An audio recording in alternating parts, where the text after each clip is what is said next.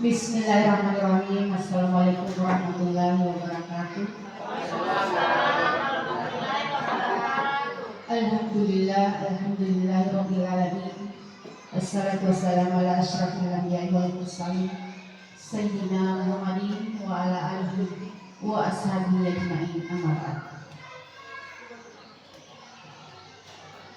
Pertama-tama marilah kita mengucapkan puji dan syukur atas kehadirat Allah Subhanahu wa taala, karena pada pagi hari ini kita masih diberi kesehatan dan kesempatan untuk mengikuti kegiatan, yaitu aksi nyata modul 1.4 pemaparan budaya positif.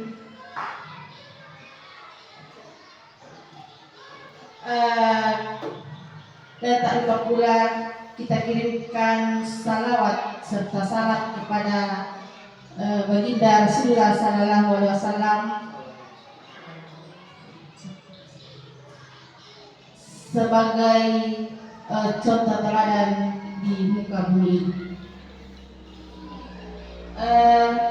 Acara pertama, mari kita membuka acara ini dengan bersama-sama mengucapkan basmalah. Kemudian sepatah kata dari Kepala SDN 237 Lembang kepada Ibu Kepala Sekolah kami, persilakan yang hormat. Sebelumnya, karena dari tadi dikatakan perempuan duduk, laki-laki yang berdiri. Jadi saya harus turun ke terima kasih atas kesempatan yang diberikan. Bismillahirrahmanirrahim. Assalamualaikum warahmatullahi wabarakatuh.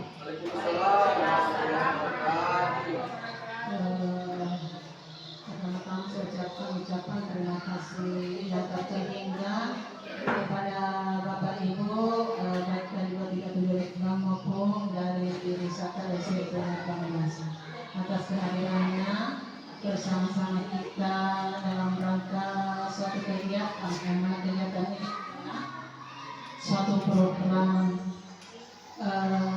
calon guru penggerak. Selawat serta salam kita kirimkan kepada junjungan besar Muhammad Sallallahu Alaihi Wasallam, yang mana beliau adalah suri teladan bagi kita semua atau bagi umat semua. Baiklah Bapak Ibu, hari ini adalah hari yang mana tepat digunakan di kegiatan-kegiatan, yaitu kegiatan atau program calon guru penggerak. Alhamdulillah kita di SD 237 Lembang sudah ada calon guru penggerak, yang mana kita bersama bahwa calon guru penggerak ini banyak berkolaborasi dengan kita semua.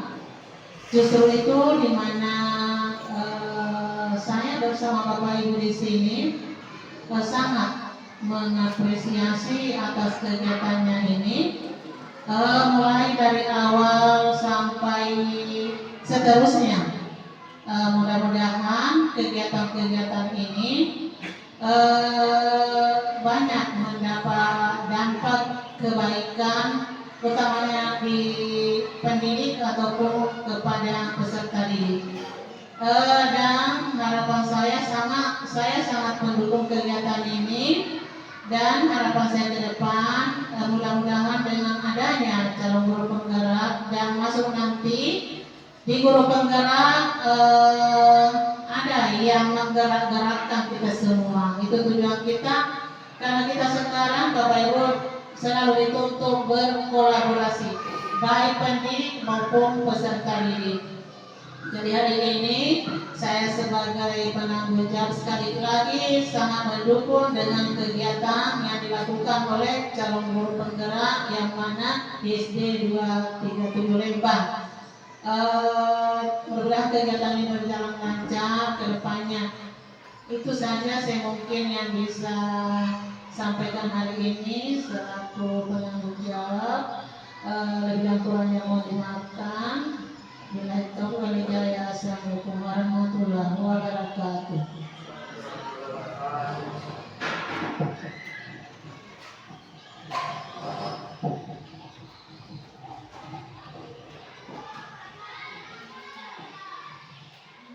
Selanjutnya pemaparan materi aksi nyata modul 1-4 oleh CGP Angkatan 9 yaitu Bapak Abu Imran SPD.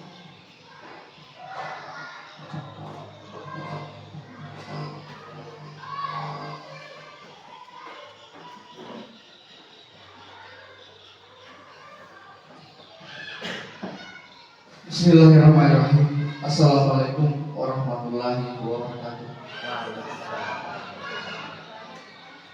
Alhamdulillahirrahmanirrahim. Wassalatu wassalamu ala asyrafil mursalin Sayyidina Muhammad wa ala alihi wa ashabihi ajma'in.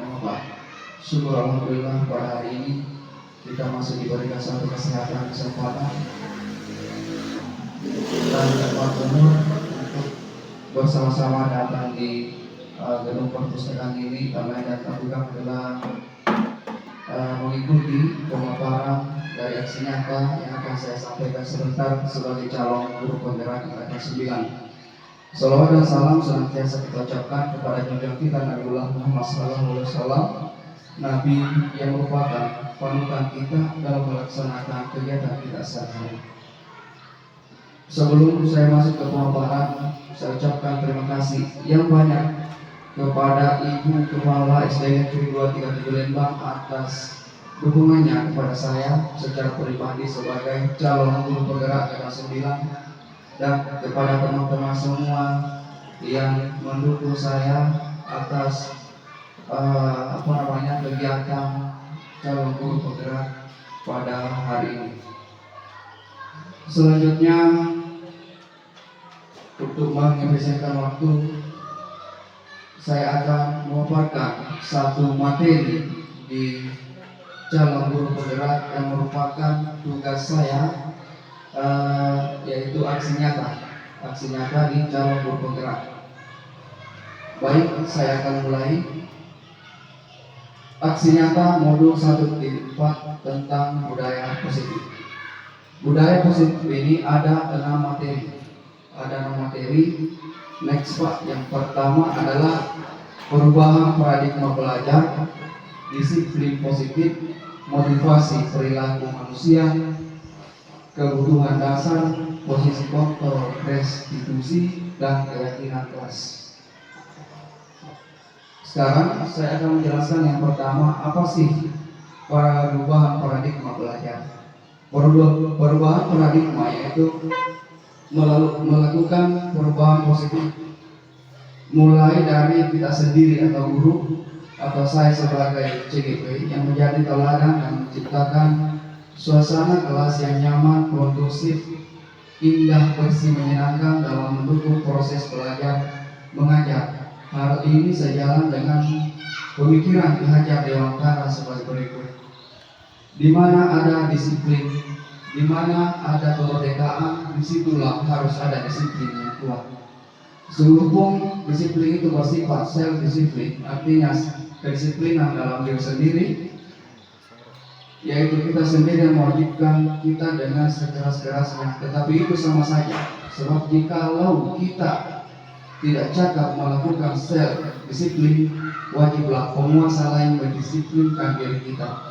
Dan peraturan demikian itulah harus ada di dalam suasana yang merdeka. Selanjutnya, dalam upaya menciptakan budaya positif di sekolah, itu ada sinergi atau hubungan antara semua pemangku kepentingan di sekolah. Dan pembiasaan positif, budaya positif merupakan keinginan dan nilai positif yang berpihak pada murid. Sinergi antara pemangku kepentingan dalam sekolah yaitu kepala sekolah, guru, dan tenaga kependidikan dan peserta didik. Selanjutnya saya akan memberikan satu pertanyaan pemantik. Pertanyaan pemantik ini adalah yang pertama, setuju atau tidak setuju jika satu, pemberian hukuman dapat mendisiplinkan siswa. Yang kedua adalah pemberian hadiah apakah dapat meningkatkan prestasi siswa. Yang ketiga, guru harus memberikan solusi untuk setiap siswa yang bermasalah.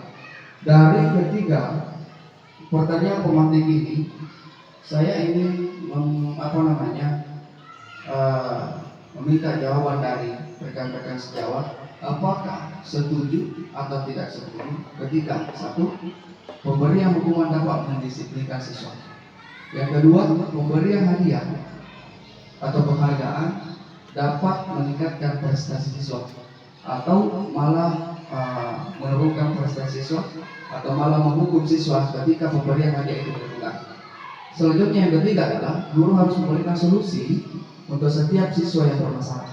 Oleh karena itu, saya minta pendapat dari rekan-rekan sejawat.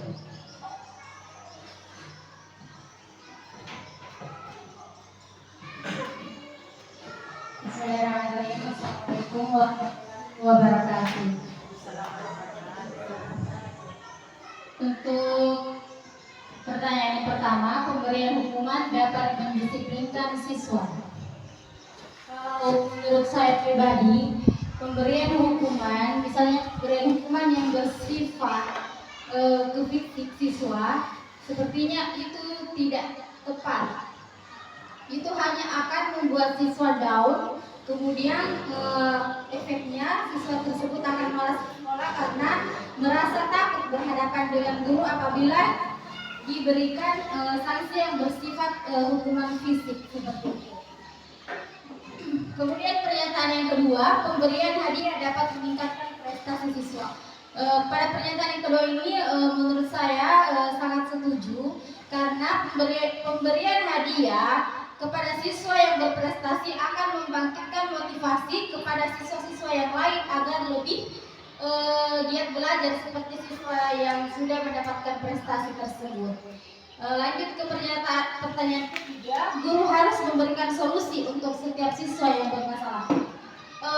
Sebagai guru, misalnya di dalam kelas, kita menemukan siswa yang misalnya kurang bersemangat belajar, atau kita menemukan siswa yang malas ke sekolah, maka sebagai pendidik kita harus mencari tahu apa penyebab siswa tersebut seperti itu. Kemudian setelah menemukan penyebabnya, maka sebagai pendidik kita harus mencari solusi bagaimana supaya siswa tersebut tidak lagi malas belajar atau tidak lagi malas ke sekolah seperti itu. Terima kasih. Assalamualaikum warahmatullahi wabarakatuh. Iya, dari jawaban yang disampaikan oleh rekan sejawat, mari kita bedah sebentar antara setuju atau tidak setuju ketika pemberian hukuman dapat mendisiplinkan siswa. Kemudian yang kedua, pemberian hadiah dapat meningkatkan prestasi siswa. Yang ketiga, guru harus memberikan solusi untuk setiap siswa yang bermasalah. Next Pak. Nah, sekarang sebelum kita masuk, kita bedah pertanyaan dari setuju atau tidak setuju. Kita harus perhatikan dulu apa sih disiplin positif. Disiplin itu berasal dari kata disiplin. Disiplin yang artinya belajar. Nah, saya sebelum masuk CGT, saya mengatakan bahwa disiplin itu adalah sebuah aturan yang harus kita taati. Ternyata bahwa kata disiplin itu adalah belajar.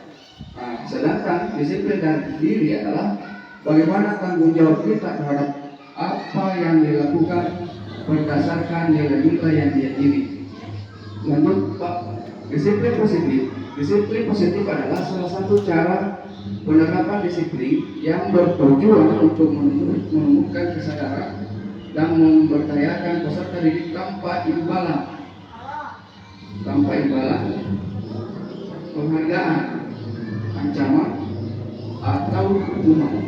Nah, inilah yang dikatakan sebuah disiplin positif, artinya pembelajaran yang sifatnya positif. Jadi ada 3 hal yang tentang peserta didik. Yang pertama adalah imbalan tanpa penghargaan, kemudian ancaman atau hukuman. Lanjut. Nah, sekarang memberi hukuman kepada siswa sebenarnya sah-sah saja, tapi ada tetapinya.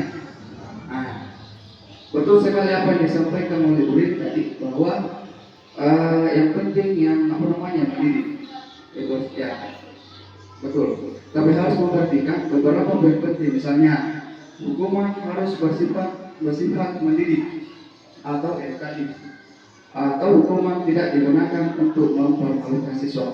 Salah satu contoh yang biasa kita lakukan menghukum siswa itu, biasanya kita tidak tanya mengapa siswa melakukan kesalahan, tapi langsung kita kita ke poinnya bahwa kenapa harus seperti itu tidak boleh kalau lakukan. Padahal di dalam atau ketika siswa membuat masalah, tentu ada hal-hal yang kita atau langkah-langkah yang harus kita laksanakan. Nah, sekarang nanti setelah ini ada penjelasan yang lebih detail bagaimana cara menghadapi siswa ketika ada yang bermasalah.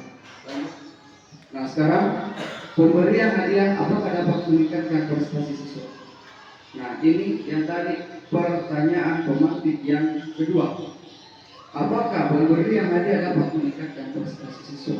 Salah satu contoh pemberian ranking ketika akhir semester 1 dan semester 2 itu.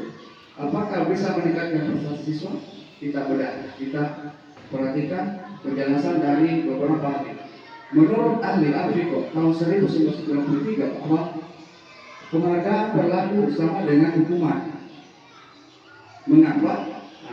Dalam arti meminta atau membujuk seseorang melakukan sesuatu untuk memenuhi suatu tujuan tertentu dari orang yang meminta atau membujuk. Dorongannya eksternal, artinya dari luar, bukan dari intrinsik dari dalam diri siswa itu sendiri. Artinya ketika siswa belajar, dia mengatakan dalam hati, saya harus belajar karena saya mau pergi satu. Otomatis itu adalah belajar siswa, tapi ada yang dia mau. Tapi ketika siswa itu dalam dirinya, intrinsiknya, mereka itu betul-betul belajar, bukan karena ada sesuatu hal yang membuat dia belajar seperti itu. Lanjut, faktor ketergantungan. Nah, ini prestasi. Ketika kita memberikan hadiah itu ketergantungan. Ya, contoh di semester 1 misalnya, ada anak kita belajar pada saat dia mau semester. Pada saat ranking 1 di semester 1. Pada saat ranking semester 2 atau masuk semester 2, dia tidak akan belajar lebih giat lagi. Kenapa? Karena dia mengatakan nanti bisa belajar menjelang semester 2, karena ketergantungan siswa itu tadi. Nanti mau semester baru belajar seperti itu, karena ada hal yang dia inginkan, itu dapat peringkat. Beberapa dampak dari pemberian penghargaan ini kata Alkitab tahun 1993. Next Pak. Yang pertama, ini pengaruhnya. Ketika kita memberikan penghargaan kepada anak, contohnya mendapatkan juga. Yang pertama adalah pengaruh jangka pendek dan jangka panjang. Yang pertama adalah penghargaan efektif jika kita menginginkan seseorang melakukan sesuatu yang kita inginkan dalam jangka waktu pendek. Artinya penghargaan itu jangkanya jangka pendek. Artinya kalau selesai semester 1 sudah, dia tidak akan belajar lagi, karena dia berpikir bahwa saya harus belajar karena saya bisa, bukan dalam dirinya. Selanjutnya yang kedua adalah jika kita menggunakan penghargaan lagi dan lagi, maka orang tersebut atau siswa kita akan tergantung pada penghargaan yang diberikan serta kehilangan motivasi dari dalam dirinya. Nah, selanjutnya adalah penghargaan tidak efektif. Mengapa? Karena suatu penghargaan adalah suatu berkah atau peristiwa yang diinginkan yang dibuat dengan persyaratan hanya jika melakukan hal ini maka akan mendapatkan penghargaan yang diinginkan. Nah, tapi ketika tidak melakukan, tidak belajar, maka dia tidak menginginkan hal yang diinginkan, jadi seperti itu. Nah, jadi penghargaan itu ada jangka pendeknya, kemudian tidak efektif. Nah, sebentar apa yang harus kita lakukan kepada siswa kita. Itu. Lanjut. Selanjutnya, penghargaan merusak hubungan. Nah, mengapa dikatakan merusak hubungan? Karena ketika seseorang diberikan penghargaan atau dipuji di depan orang banyak, nah, maka yang lain akan merasa iri. Contoh, saya punya siswa, saya puji ini siswa saya di depan teman-teman, otomatis siswa lain akan merasa iri. Pak Ambo yang mendengar puji, saya tidak, kan seperti itu. Nah, sekarang nanti ada apa sih yang harus kita lakukan kepada semua siswa kita supaya semuanya merasa bahwa guru ini memperhatikannya, bukan diskusi A, bukan diskusi B, seperti itu. Lanjut, jika seorang guru sering memberikan penghargaan kepada murid-muridnya, besar kemungkinan murid-muridnya termotivasi hanya untuk menyenangkan gurunya. Contoh, siswa kalau ada gurunya misalnya di dekatnya termotivasi untuk bersabar. Nah, tapi ketika tidak ada guru di dekatnya, dia tidak termotivasi. Nah, oleh karena itu katakan bahwa penghargaan itu merusak hubungan. Nah, nanti ada siswa guru di dekatnya, baru dia termotivasi untuk pungut sampah atau belajar seperti itu. Lanjut. Yang keempat, penghargaan mengurangi ketepatan. Dalam sebuah percobaan, sekelompok anak laki-laki berusia sekitar 9 tahun, ini kelas 3 ya, kelas 3, diminta untuk melihat gambar-gambar wajah yang ditampilkan di layar, dan mereka harus memberitahukan jika wajah-wajah tersebut sama atau berbeda. Gambar-gambar tersebut hampir sama, mirip, berarti beberapa dari mereka diberi penghargaan. Ya, beberapa dari mereka misalnya dibagi dua. Ini kelompok misalnya silakan dibedakan gambar ini, saya kasih buku tulis misalnya. Sedangkan kelompok B tidak diberikan penghargaan. Nah, dan mereka memberitahukan jika wajah-wajah tersebut sama atau berbeda. Gambar-gambar tersebut hampir sama. Beberapa dari mereka diberi penghargaan dalam bentuk uang pada saat mereka memberikan jawaban-jawaban yang benar. Nah, maksudnya ini adalah yang diberikan penghargaan, memberikan jawaban benar. Sementara sebagian yang lain yang tidak diberikan penghargaan, malah anak laki-laki yang dibayar membuat lebih banyak kesalahan. Itulah yang dikatakan bahwa penghargaan itu mengurangi ketepatan. Nah, karena yang lebih banyak tepat adalah siswa yang tidak diberi penghargaan. Itu. Lanjut. Penghargaan menghukum. Nah, dulu sebelum saya masuk calon bergerak, saya mengatakan penghargaan itu bisa memotivasi diri siswa. Tapi ternyata sekarang penghargaan itu menghukum. Mengapa penghargaan menghukum? Karena satu, penghargaan menghukum mereka yang tidak mendapatkan penghargaan, misalnya dalam sistem ranking atau peringkat, mereka yang mendapatkan ranking kedua akan merasa paling dihukum. Nah, itu. Yang kedua, memberikan penghargaan dan hukuman adalah hal yang sama, karena keduanya mencoba mengendalikan perilaku seseorang. Yang ketiga, karena orang pada dasarnya tidak suka dikendalikan dalam jangka waktu lama, penghargaan akan terlihat sebagai hukuman. Jika suatu penghargaan diharapkan namun Anda tidak mendapatkannya, Anda akan merasa dihukum. Salah satu contoh yang saya berikan, ada seorang siswa yang dia tekun belajar ketika semester, misalnya semester hati-hati guru, ya.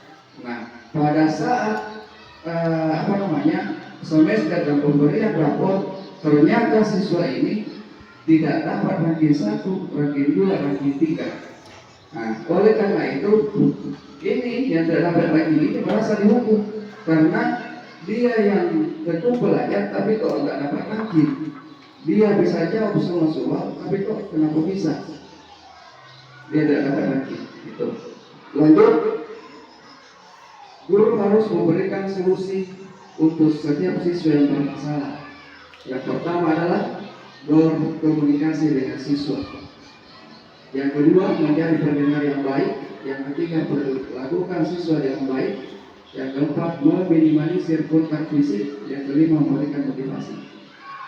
Perlu saya ceritakan waktu itu, dulu saya ketika saya mengajar, saya adalah orang yang beringat tangan. Jelas. Kenapa? Karena hampir saya dilapor sama polisi.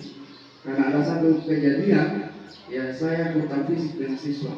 Tapi alhamdulillah sekarang seiring berjalannya waktu, saya sudah bisa mengendalikan diri bahwa kita tidak boleh terlalu memaksakan kehendak kita kepada siswa kita. Ya, artinya bahwa siswa itu karakter, minat dan bakatnya itu beda-beda, tidak sama semua. Salah satu contoh, di kelas 4 saya ada siswa yang ketika saya berikan pelajaran matematika memang ada yang cepat, ada yang lambat, ada yang tidak sama sekali. Begitu pun membacanya. Di kelas 4 saja sekarang ada siswa yang masih mengejar itu, kemudian terbata-bata, kemudian ada yang lancar. Nah, di guru penggerak ini alhamdulillah saya sedikit demi sedikit bisa mengadopsi pembelajaran tentang bagaimana guru itu sebenarnya. Dan alhamdulillah seiring berjalannya waktu, mudah saya bisa menyelesaikan guru penggerak ini sampai bulan 4. Lanjut, bentuk, ini dia yang saya sampaikan tadi, bentuk program kebajikan apa yang harus kita berikan kepada siswa kita agar semua siswa merasa bahwa diperhatikan. Yang pertama adalah berikan pengakuan secara khusus. Artinya bahwa kita panggil anak kita misalnya secara pribadi, bisa di kantor, ketika dia pungut sampah, nah tadi saya lihat kita pungut sampah bagus sekali, tolong disampaikan kepada temannya untuk pungut sampah juga, supaya teman juga pungut sampah seperti kita. Yang kedua adalah beri pengakuan secara pribadi. Ini yang tadi mungkin agak sama seperti itu. Ya, yang ketiga, berikan pengakuan kepada semua murid secara bergantian. Jangan hanya 1-2 orang yang kita beri pengakuan. Nah, ada yang kita beri pengakuan dari segi tingkah lakunya, dari pengetahuannya, agar siswa itu merasa bahwa memperhatikan guruku, seperti itu, ya, memperhatikan. Tidak ada yang dibilang dia anak emaskan, dia anak didikan, ada yang diangkat, seperti itu. Yang ketiga, beri pengakuan secara konsisten, artinya itu secara mental, jangan berubah-ubah, itu secara konsisten kepada siswa kita agar semua siswa itu merasa kita bisa sampaikan tadi, merasa diperhatikan, ya. Karena biasa juga ada siswa yang ketika tidak diajak bicara, biasa yang lain apanya itu bukannya ke kita. Nah, oleh karena itu kita harus sapa semua siswa, ya, kita harus sapa semua siswa supaya siswa itu interaksi antara peserta didik dan kita itu bagus, ada hubungan yang harmonis. Lanjut, kebutuhan dasar manusia ini ada 5. Yang pertama adalah bertahan hidup, seperti makanan, pakaian, tempat tinggal, keamanan, dan kesehatan. Ini merupakan kebutuhan dasar yang paling hakiki, yaitu bertahan hidup, seperti itu. Lanjut, kasih sayang dan rasa diterima. Kasih sayang dan rasa diterima ini, rasa diterima, peduli, berbagi kerjasama menjadi bagian dari kelompok. Yang ketiga, penguasaan. Penguasaan ini diantaranya harga diri, keinginan untuk dianggap memimpin, berprestasi, diakui dan didengar. Yang keempat adalah kebebasan. Semua siswa itu punya kebebasan. Yang pertama adalah mandiri. Mandiri ini adalah belajar sendiri tanpa bantuan orang lain, itu dikatakan mandiri. Lanjut, memiliki pilihan.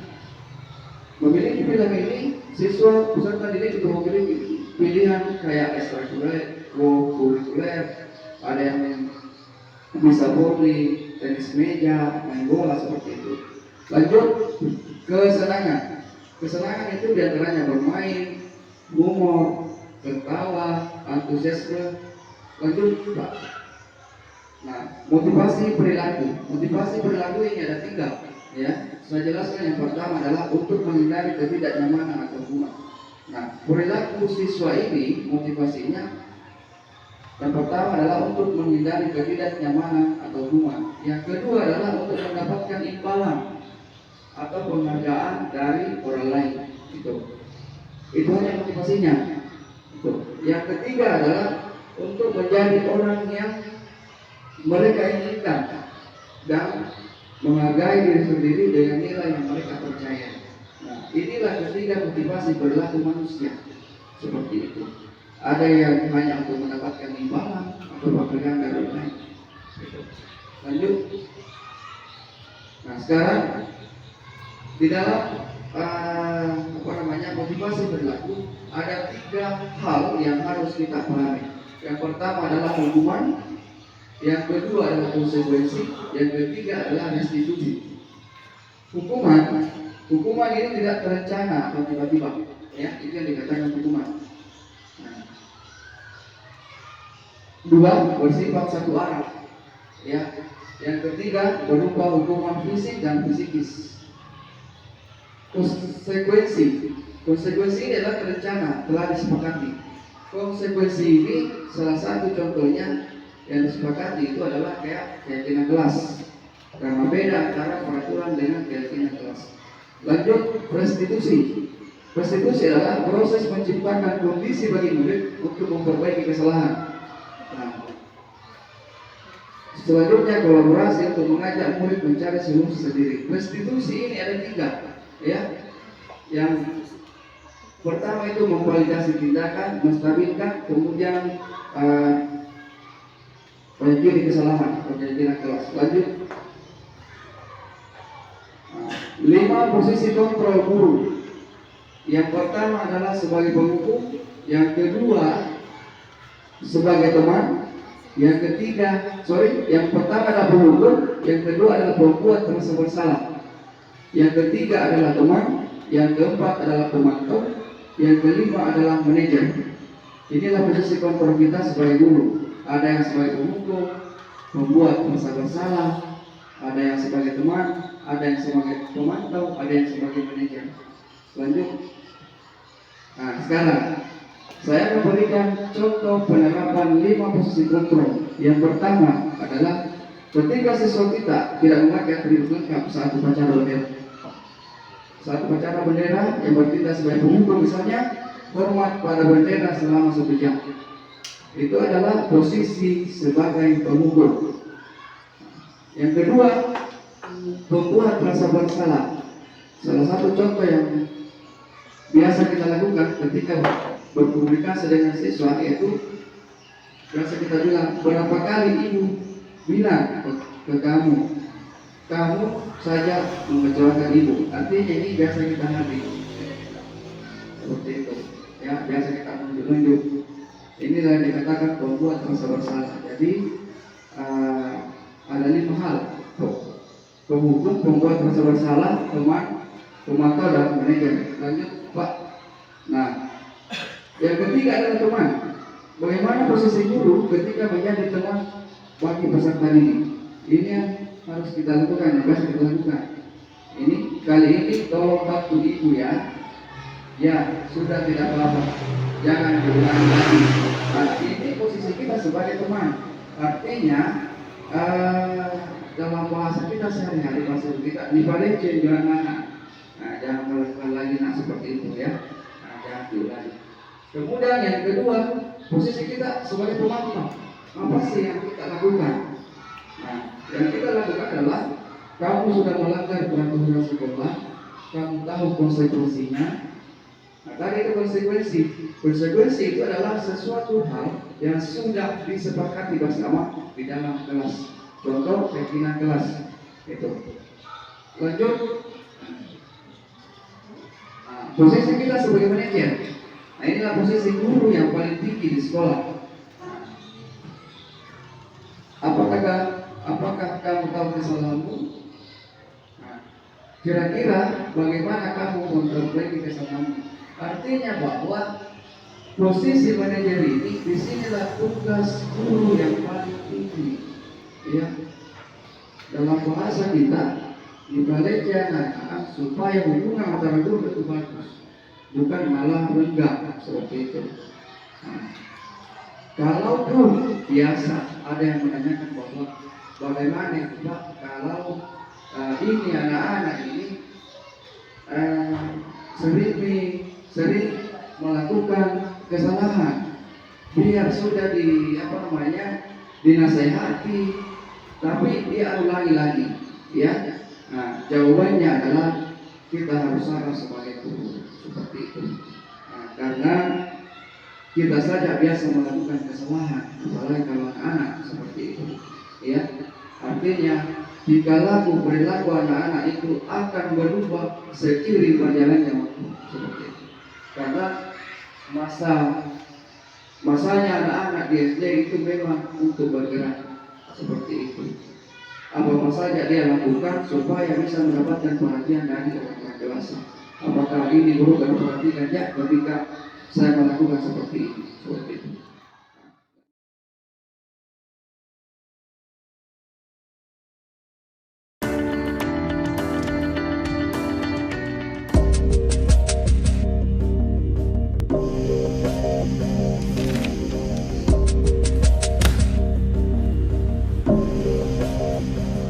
Naren!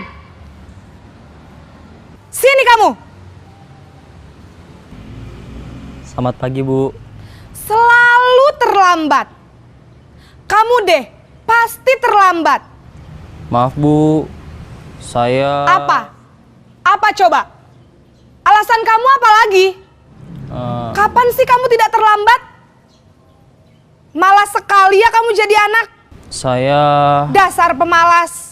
Gak kapok-kapok sih kamu. Sudah berapa kali terlambat? Sana, kamu keliling lapangan basket 2 kali. Kenapa saya harus keliling lapangan basket, Bu? Kenapa? Kamu mau lawan ibu? Berani-beraninya jawab.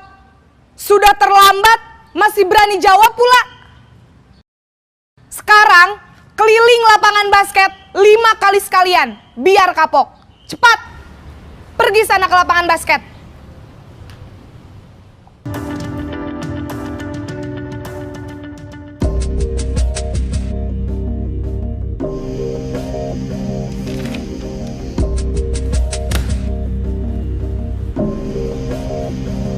Naren!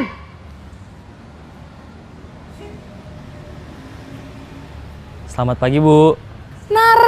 Naren. Kamu kenapa terlambat lagi, Nak? Ya Tuhan, Naren. Kamu senang ya bikin ibu susah ya? Kalau kamu terlambat lagi, nanti ibu yang ditegur bapak kepala sekolah, Nak. Disangka ibu tidak bisa membina kamu. Duh, gimana ini? Maaf, Bu. Duh, Gusti Naren. Kamu suka ya kalau ibu ditegur bapak kepala sekolah? Terus, sekarang ibu harus tulis apa ini di buku absen? Ini kamu sudah sering terlambat loh. Ibu harus apa coba? Maaf, Bu. Maaf sekali. Ya sudah, lain kali jangan bikin ibu susah lagi ya, Nak ya.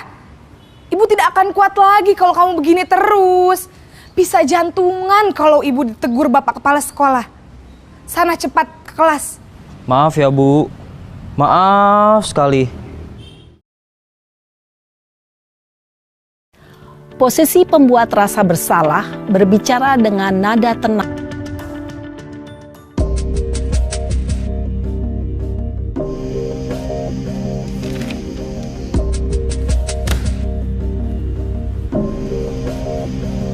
Naren!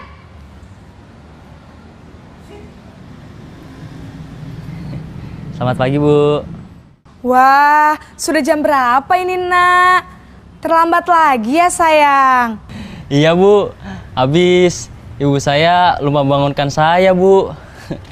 Kamu malah menyalahkan ibu kamu. Kamu bukannya anak yang larinya paling kenceng. Kok terlambat sih? Iya, Bu. Saya memang terlambat bangun tadi. Jadi, biarpun saya lari kencang, tetap gak kekejar, Bu. Ya sudah sana. Nanti lain kali larinya lebih kenceng lagi ya. Biar gak terlambat lagi. Bikin seneng ibu. Demi ibu. Bisa kan? Bisa lah, Bu. Ya sudah sana masuk kelas. Ibu beresin urusan absen kamu. Kamu ini ada-ada saja.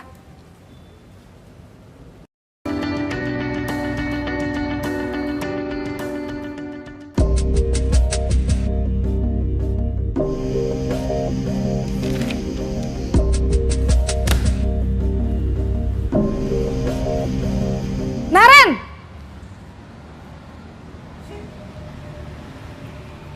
Selamat pagi, Bu. Naren, apa peraturan sekolah kita tentang jam berapa kita harus masuk sekolah, Nak? Kita harus di sekolah jam 7, Bu. Iya, betul. Sekarang sudah jam 7.20. Naren sudah tahu konsekuensinya jika terlambat hadir. Paham, Bu. Saya harus tinggal kelas pas jam istirahat selama 20 menit. Iya, benar. Konsekuensinya demikian. Jadi nanti jam 9.30 pas istirahat, kamu harus tinggal di kelas, kerjakan tugas tambahan untuk ketertinggalan kamu, ya? Baik, Bu.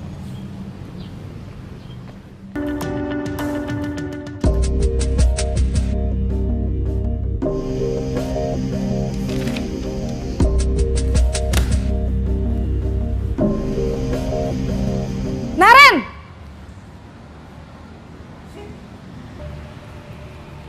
Selamat pagi, Bu. Selamat pagi, Naren. Maaf, Bu. Saya terlambat. Iya, sekolah masuknya jam 7, sekarang sudah jam 7.20. Jadi sekarang bagaimana ini, Naren? Maaf, Bu. Saya lupa setel alarm saya semalam. Baiklah, menurut kamu, keyakinan sekolah yang mana yang perlu kamu tingkatkan?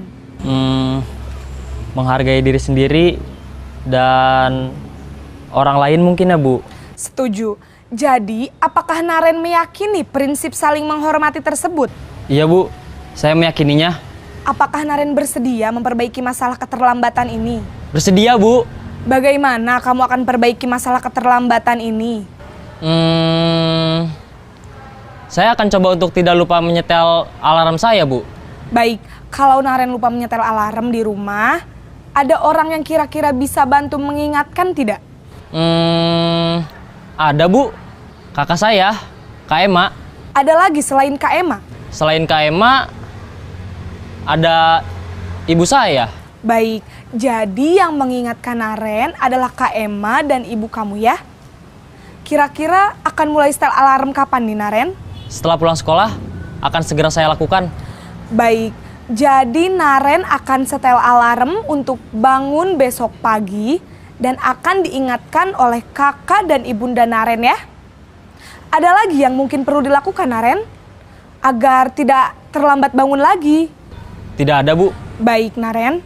Terima kasih untuk kerjasama kamu. Sekarang kamu perlu kembali ke kelas untuk belajar. Baik, Bu. Terima kasih.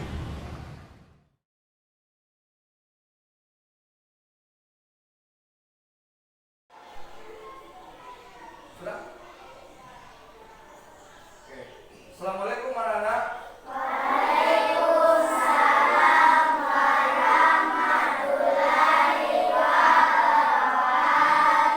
Bagaimana kabarmu hari ini? Baik. Sehat? Sehat. Alhamdulillah kalau anakku semua sehat ya. Tidak ada teman yang sakit?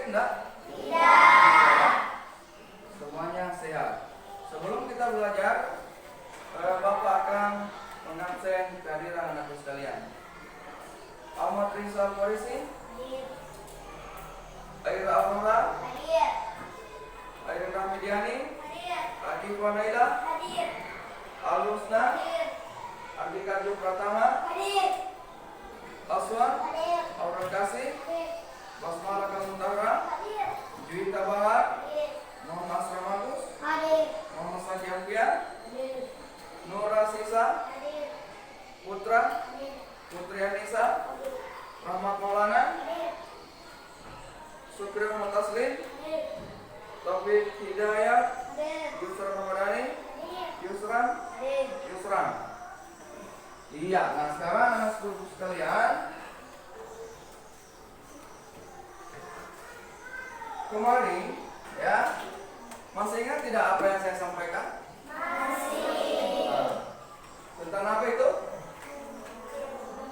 Keyakinan kelas. Berikan tepuk tangan dulu buat sudah bisa mengingat apa yang saya sampaikan kemarin. Dan tujuan pembelajaran hari ini adalah kita akan membuat apa? Keyakinan kelas. Keyakinan kelas. Nah, sekarang Bapak akan bertanya, apakah ada yang sudah tahu atau sudah paham apa itu keyakinan kelas? Saya berbisa ke tangan. Coba Aira, Aurora. Itu contoh anakku sekalian. Pengertiannya keyakinan kelas apa? Coba. Yakin. Apalagi?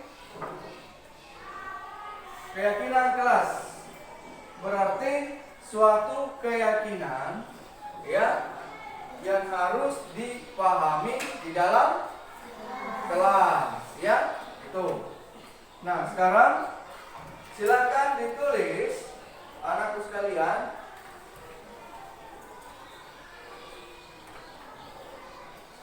keyakinan kelas yang anakku sekalian sudah pahami ya. Ada yang belum dapat sticky notes? Sudah semua? Nah, sudah. Silakan ditulis ya. Oke, Bapak berikan waktu 5 menit untuk menulis semua keyakinan kelas yang anakku sekalian sudah pahami.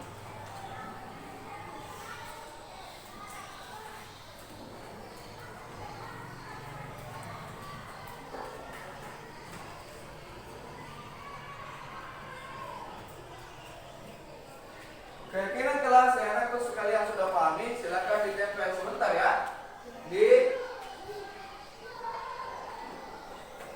papan tulis ya. Nah,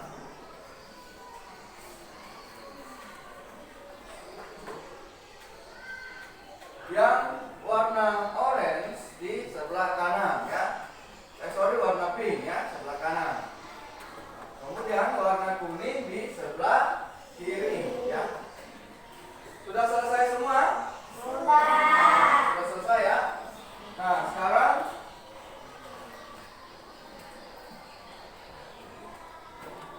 siapa yang bisa menyampaikan satu keyakinan kelas yang sudah ditulis? Akifah Naila.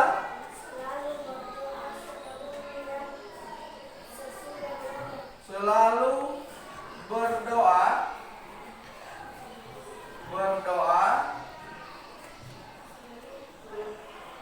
sebelum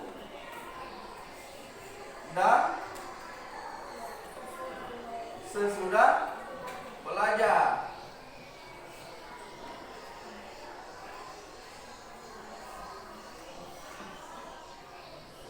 Nah, sekarang saya mau tanya untuk sekalian, apakah keyakinan kelas ini disepakati? Sepakat ya? Nah, yang kedua, siapa?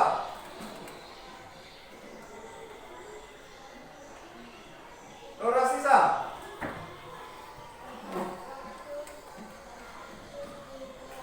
Tepat waktu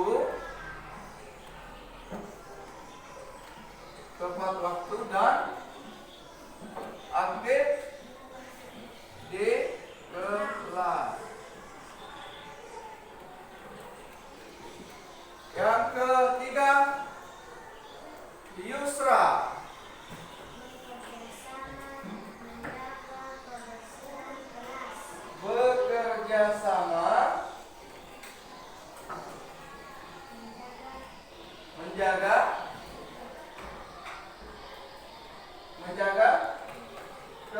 kebersihan kelas. Oke, siapa lagi?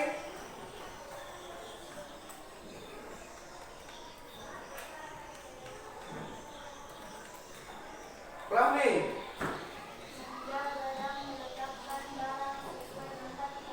Menjaga dan meletakkan barang sesuai tempatnya. Bagus. Masih ada? Basmalah.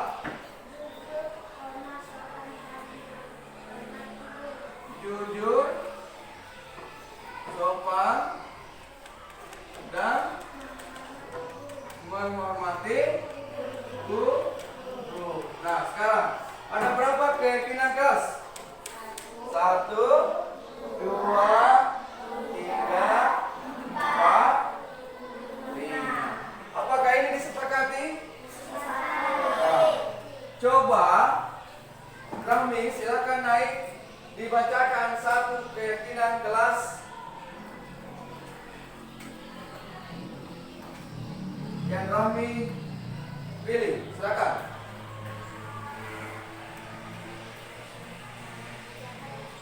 Ya.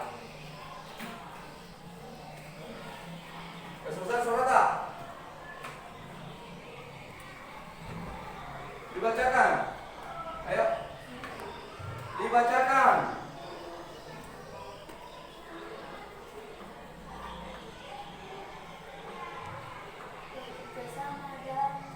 Bekerja sama menjaga, iya, tepuk tangan. Bekerja sama menjaga kebersihan. Apakah bisa disepakati itu? Nah, apakah kalau di dalam kelas, apakah bekerja sama menjaga kebersihan? Bekerja sama? Nah, jadi kalau ada sampah yang berserakan, ya, tolong disampaikan sama temannya ya.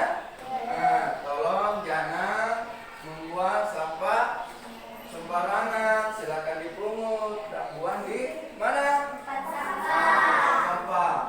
Coba Putra, silakan naik untuk membacakan satu keyakinan kelas yang Putra pilih, ya.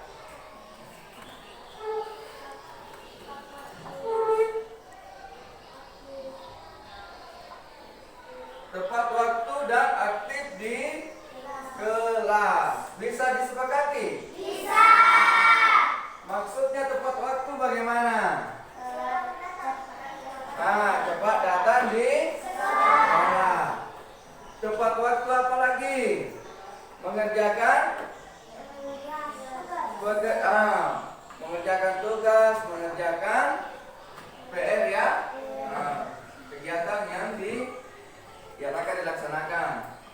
Siapa lagi yang mau? Silakan angkat tangan yang bisa mau membacakan. Rahmat Maulana. Silakan dipilih keyakinan kelas yang Rahmat Maulana baca.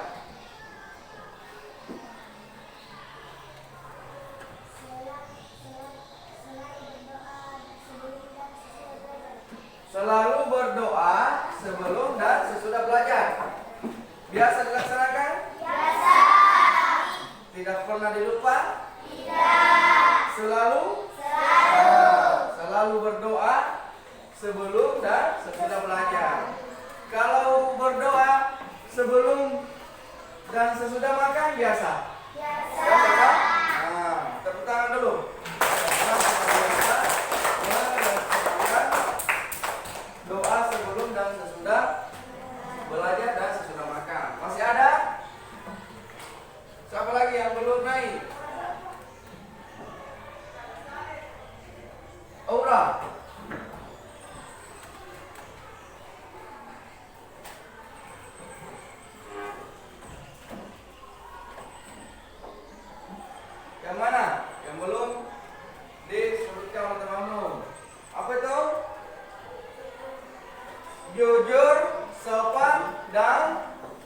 Apa? Jujur, sopan dan apa?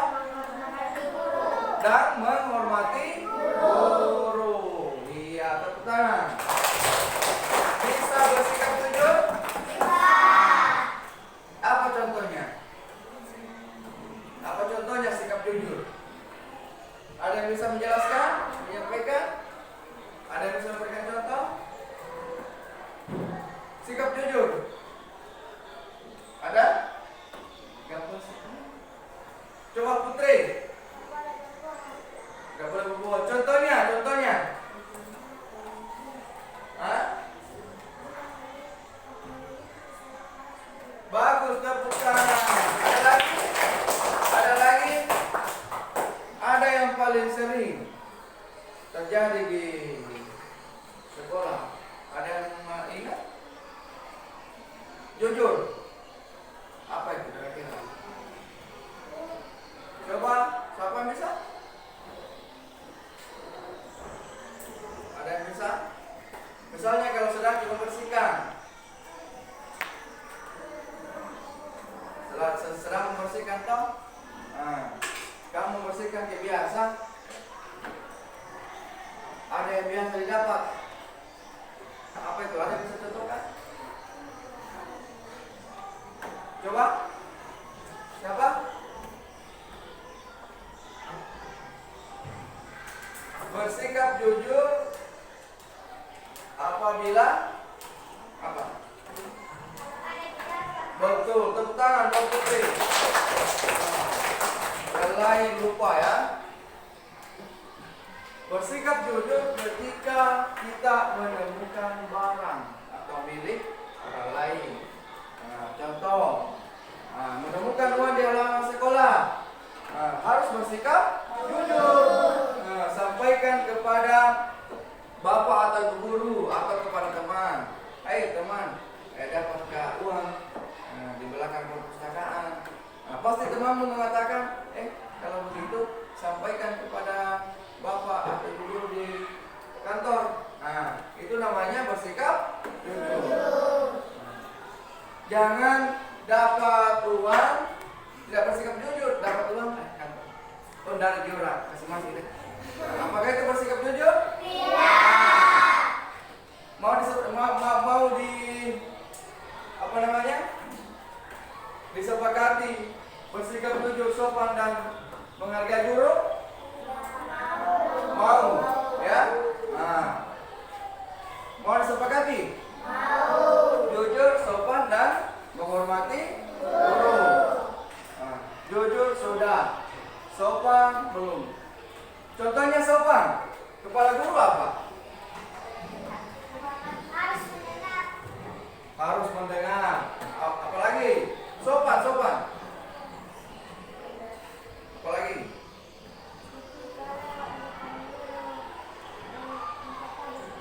Bagus. Ketika lewat di depan guru harus mengatakan apa? Tabe. Itu merupakan budaya kita, ya. Budaya mapatabe, ya. Misalnya anakku sekalian di rumah, ya, ada bapak tak duduk, mama tak. Sampaikan tabe pak, tabe bu, saya mau lihat dulu. Seperti itu, ya. Itu namanya budaya mapatabe, ya. Itu tidak boleh dihilangkan, ya. Tidak boleh dihilangkan karena itu merupakan satu budaya positif, ya, yang harus kita ikuti dan laksanakan. Yang kedua, cara menghormati guru apa? Sopan kan tadi sudah, ya. Menghargai guru apa? Bagaimana caranya itu? Ada yang bisa contohkan tidak? Cara menghargai guru. Tidak boleh melanggar ketika ada yang disuruhkan, disampaikan. Ada lagi yang lain? Tidak boleh melanggar peraturan. Ada lagi?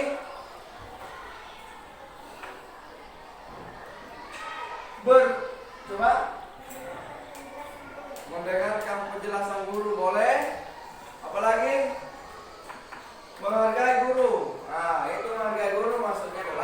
berbicara kepada guru, ya, baik wali kelas, ya, maupun kepala sekolah, guru agama, ya, guru olahraga, harus kita hargai, ya. Nah, contohnya apa?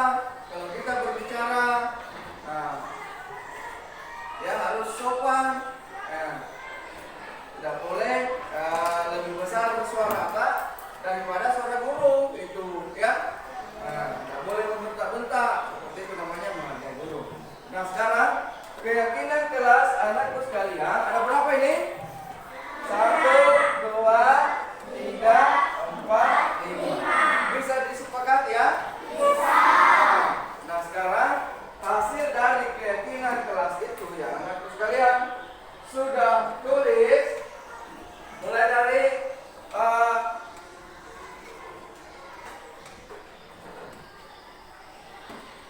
sebelah kiri dulu ya, sebelah kiri yang warna pink. Silakan ditempel. Silakan yang warna pink. Kemudian sebentar baru dibacakan ya. Berapa orang? Ya silakan. Iya. Oke. Ayo. Sini ya.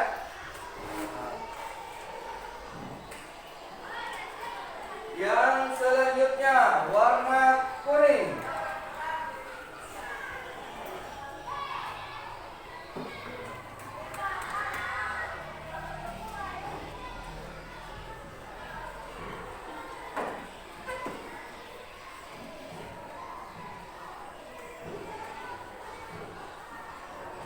Iya, oke.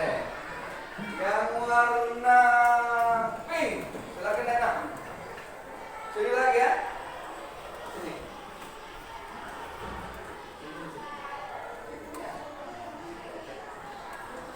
Siapa lagi? Ayo.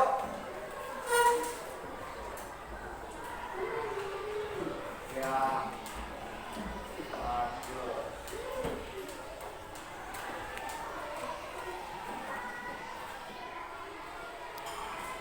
Yang warna kuning lagi. Sini. 1. Iya. Sini lagi.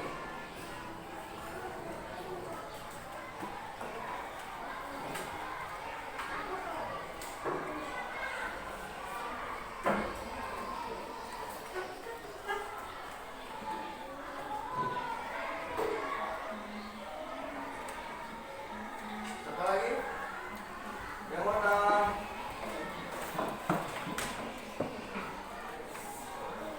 pink. Coba.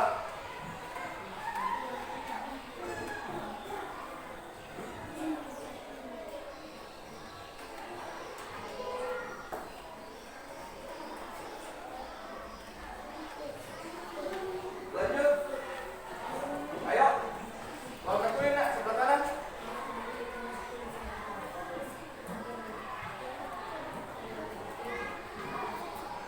Iya. Iya, oke.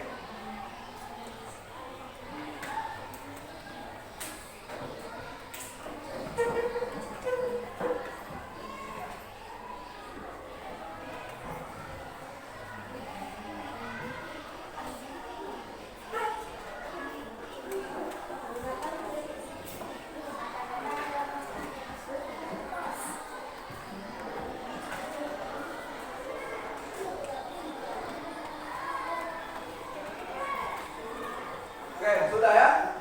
Nah, sekarang coba Yusra naik dibacakan hasil dari keyakinan kelas. Ya. Mulai dari pertama. Sebesar suaramu. Menjaga dan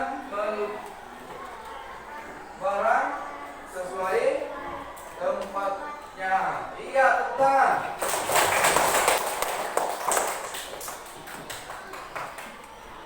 Paris, silakan naik Paris. Bacakan kesepakatan atau keyakinan kelas pada hari ini, ya. Bekerja sama menjaga kebersihan kelas. Tepuk tangan dulu buat Arif. Ya. Berita apa? Silakan dibacakan hasil keyakinan kelas. Silakan berita.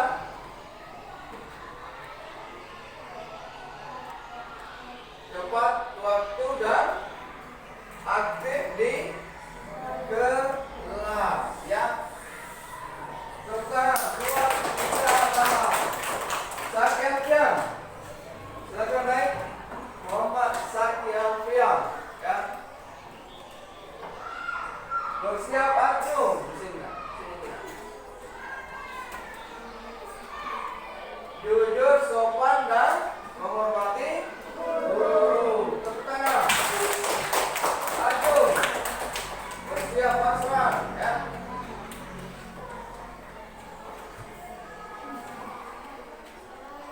Selalu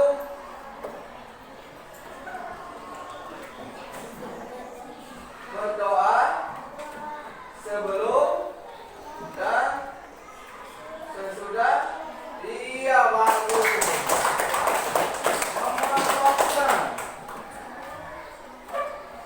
Muhammad Basram. Biar sini. Coba Muhammad Basram juga. Coba Basram. Ini. Ya.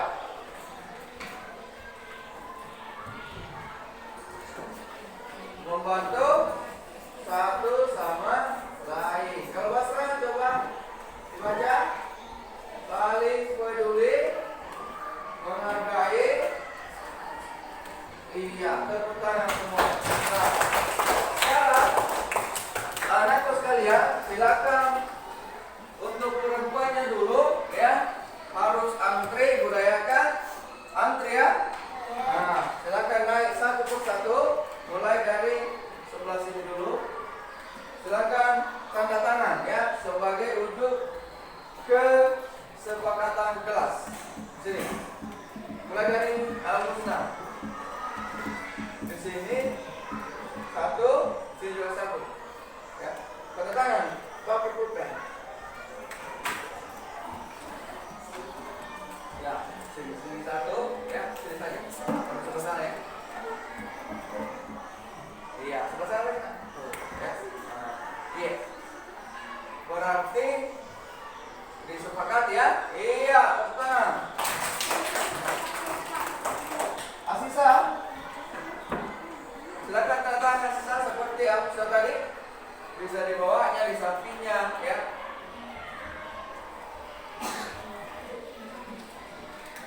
Iya. Sini lagi. Nah. Bersiap, Akifah Naila. Iya, tepuk tangan. Lanjut.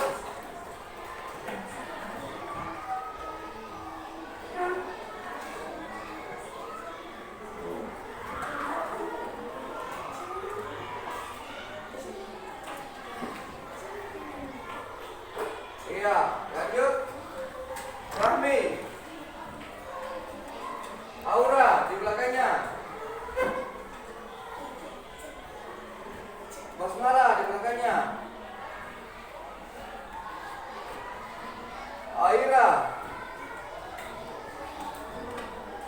Iya. Juwita Barat di belakangnya. Yusra.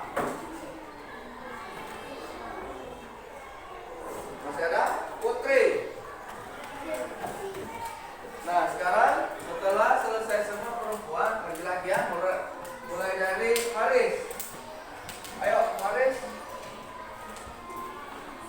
Cepat. Ya, Yusra.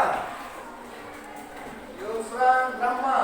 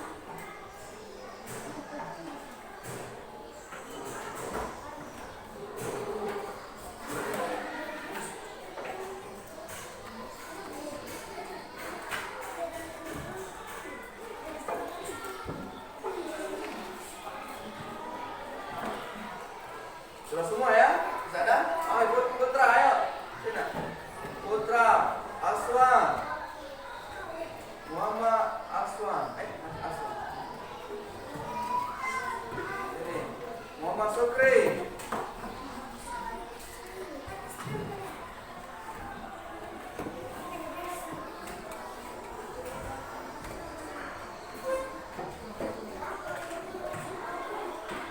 Iya, dengan selesainya keyakinan kelas ini ditandatangani, berarti keyakinan kelas ini ya harus, maksudnya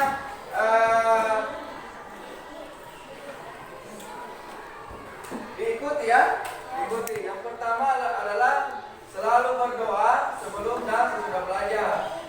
Yang kedua adalah tepat waktu dan aktif di kelas. Kita bahas apa yang ketiga? Bekerja sama menjaga kebersihan. Yang keempat, menjaga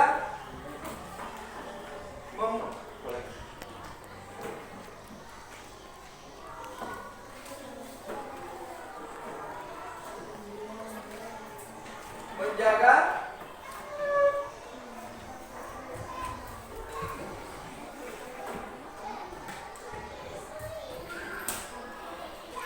dan meletakkan barang sesuai tempatnya. Contohnya apa? Menjaga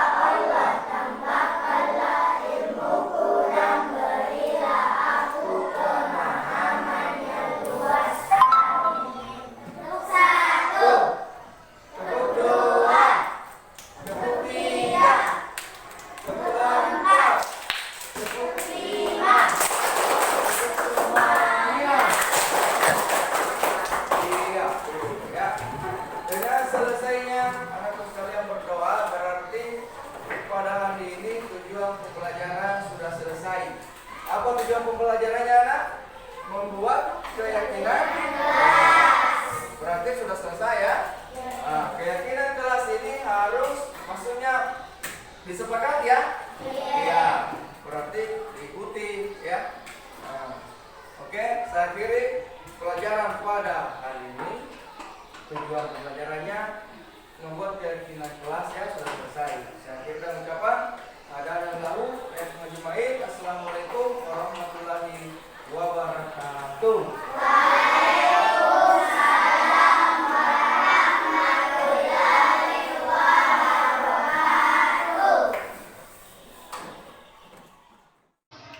Lanjut Pak.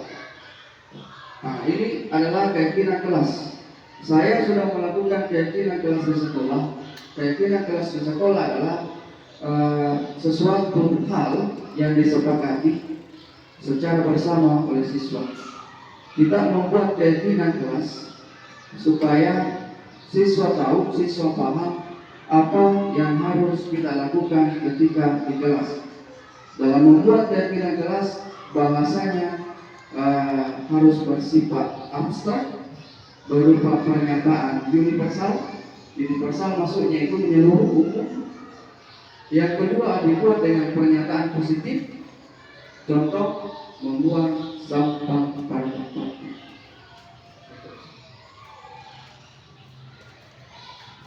Selanjutnya sedikit agar mudah diingat. Maksudnya kalimatnya itu sedikit tapi mudah diingat. Contoh, sikap jujur. Nah, itu sedikit tapi diingat. Nah, sikap jujur dalam kelas misalnya biasa ada siswa yang menyembunyikan barang-barang temannya atau mengambil. Nah, itu yang dikatakan sedikit tapi diingat, sikap jujur. Lanjut, disesuaikan dengan kondisi kelas.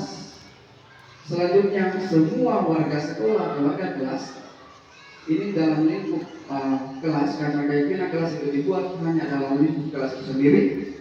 Pembuatan keyakinan kelas itu, ya. Jadi misalnya ini saya kelas 4, keyakinan kelas saya khusus kelas 4 seperti itu. Nah, jadi intinya tadi kalimatnya itu ini bersifat abstrak, berupa pernyataan universal atau umum, pernyataan positif, sedikit agar mudah diingat. Contoh tadi sikap itu.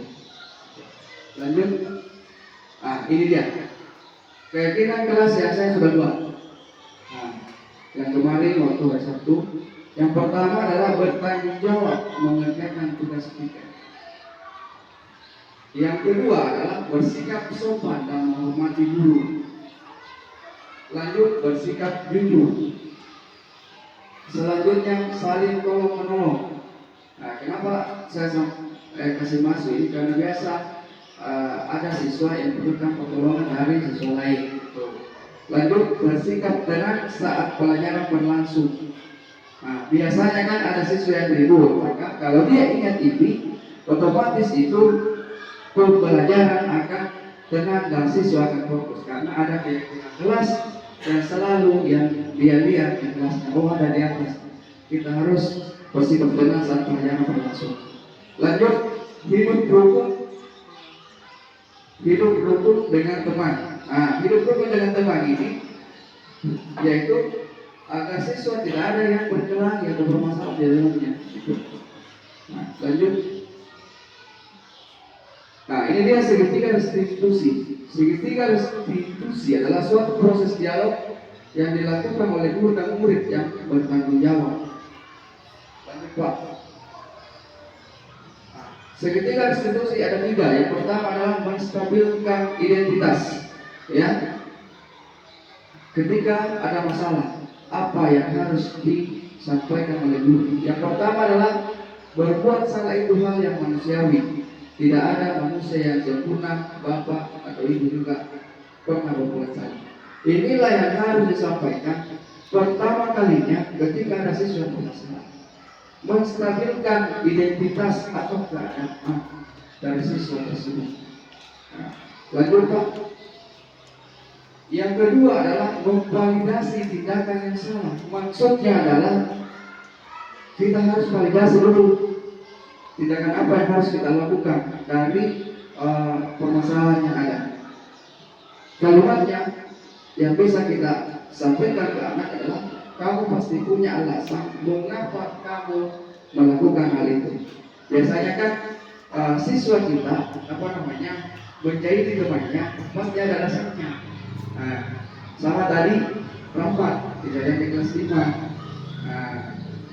Saya tanya, apa alasannya kamu dipukul, ditonjok? Ternyata ada alasannya, ya gitu. Lanjut, ini dia menanyakan pimpinan kelas.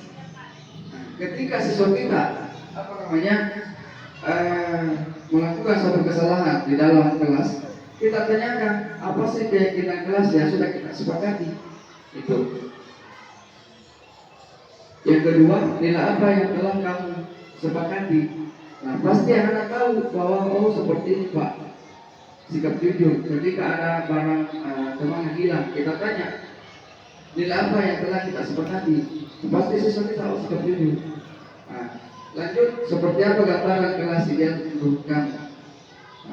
Inilah kalimat-kalimat yang harus kita sampaikan ke siswa kita.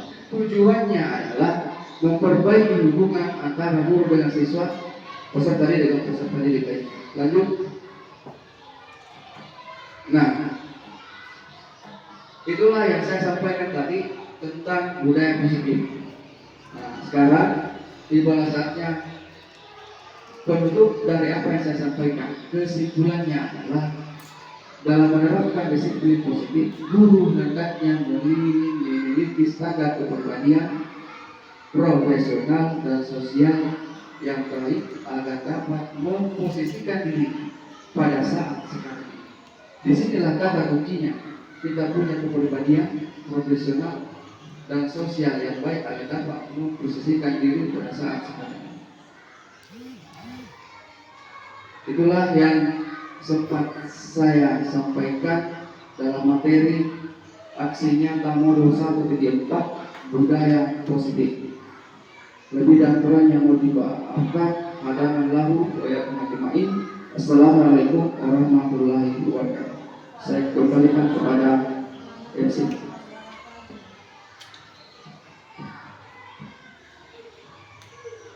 Ya, itulah tadi pemaparan dari CGP Angkatan 9, yaitu Bapak Ambo MRSPD. Dan pertemuan kita hari ini cukup sekian. Lebih dan kurangnya mohon dimaafkan, dan saya akhiri dengan ucapan Assalamualaikum warahmatullahi wabarakatuh.